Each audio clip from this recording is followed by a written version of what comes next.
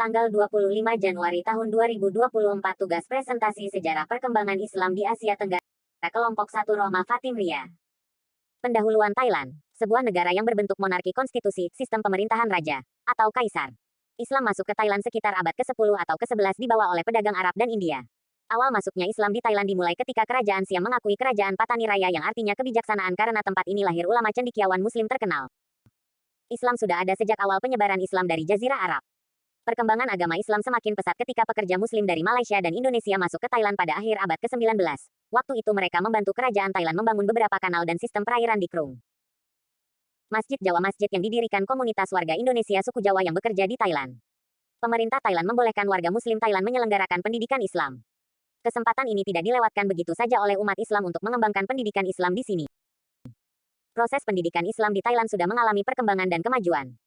Bisa dilihat dari kegiatan-kegiatan yang diadakan oleh beberapa lembaga Islam, seperti pengajian bapak-bapak dan ibu-ibu, TPA-TKA dan kajian minggu. Dari 2.000 masjid dan 200 sekolah Muslim di Thailand. Umat Islam di Thailand bebas mengadakan pendidikan dan acara-acara keagamaan. Tidak hanya itu, program pengembangan pendidikan Islam di Thailand juga sudah mencapai level yang lebih luas. Tidak sekedar bersifat nasional dan regional, Taip Mahanahon sekarang dikenal sebagai Provinsi Bangkok.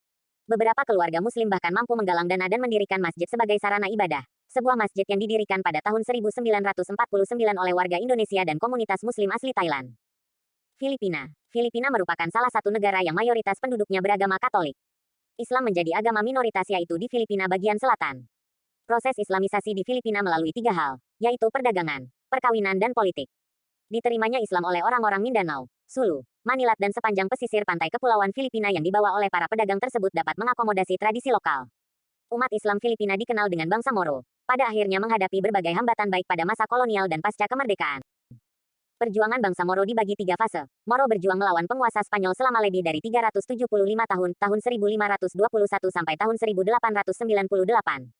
Moro berusaha bebas dari kolonialisme Amerika selama 47 tahun, tahun 1898 sampai tahun 1946. Moro melawan pemerintah Filipina 1970 sekarang. 2 alasan penyebab sulitnya bangsa Moro berintegrasi. Bangsa Moro sulit menerima undang-undang nasional karena jelas undang-undang tersebut berasal dari Barat dan Katolik dan bertentangan dengan ajaran Islam. Sistem sekolah yang menetapkan kurikulum yang sama tanpa membedakan perbedaan agama dan kultur membuat bangsa Moro malas untuk belajar di sekolah yang didirikan oleh pemerintah. Peta batas Islam dan Kristen. Malaysia. Proses masuknya agama Islam di Malaysia berawal dari Kerajaan Melayu, sebelum datangnya bangsa Barat di kawasan tersebut. Kerajaan Melayu dikenal sebagai Kerajaan Islam, disebarkan melalui pedagang Gujarat melalui kerajaan tersebut pada abad ke-9. Malaysia merupakan jalur perdagangan yang menghubungkan Arab dan India dengan wilayah Cina. Malaysia dijadikan tempat persinggahan perdagangan yang penting karena itu wilayah ini juga menjadi pusat bertemunya keyakinan dan agama secara luas. Agama Islam masuk ke Malaysia pada abad pertama hijrah oleh para pedagang India, Persia, dan juga Arab. Perkembangan Islam di Malaysia. Ada 3 teori masuknya Islam di Asia Tenggara yaitu yang menyatakan bahwa Islam datang langsung dari Arab, Islam datang dari India, dari Bengali. Ada 2 pola yang berbeda yaitu Islam diterima terlebih dahulu oleh masyarakat lapisan bawah kemudian berkembang dan diterima oleh masyarakat lapisan atas atau elit. Islam diterima langsung oleh penguasa kerajaan kemudian disosialisasikan ke masyarakat bawah. Bukti sejarah yang membuktikan perkembangan Islam di Malaysia sesudah abad ke-10. Ketika itu Brunei masih bergabung dengan Malaysia. Ada 6 masjid di Malaysia dan ditemukan batu nisan. Sultan Brunei adalah Abdul Jalil Jabar tahun 1660. Istrinya adalah Putri Sultan Sukadana. Pada tahun 1852 ada Masjid Jami di daerah Kuching. Pada tahun 1917 dibangun madras di Malaysia disebut Madrasah Al-Mursyidah. Gambar terkait Masjid Jami. Pada awal abad ke-20 saat bangsa Barat, Inggris menjajah dunia timur urusan agama dan adat di Malaysia di bawah koordinasi Sultan. Agama Islam ditetapkan sebagai agama resmi di Malaysia namun pemerintah melindungi penganut agama lain untuk menciptakan ketentraman, kedamaian bagi masyarakat.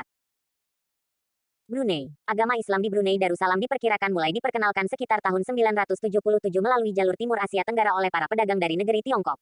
Sekitar 500 tahun, agama Islam barulah menjadi agama resmi negara di Brunei Darussalam semenjak pemerintahannya dipimpin oleh Raja Awang Alak Betatar.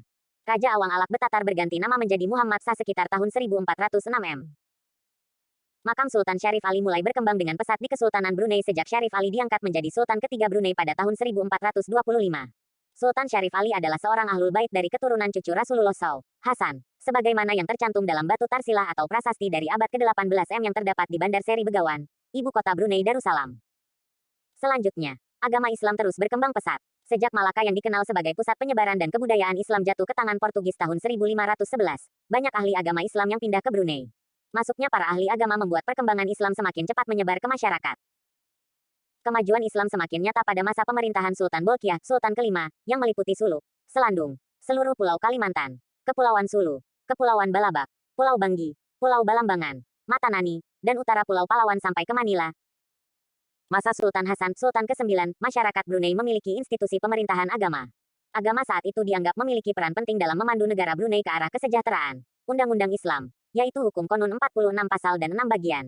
Antara lain dengan membentuk Majelis Agama Islam atas dasar Undang-Undang Agama dan Mahkamah pada tahun 1955.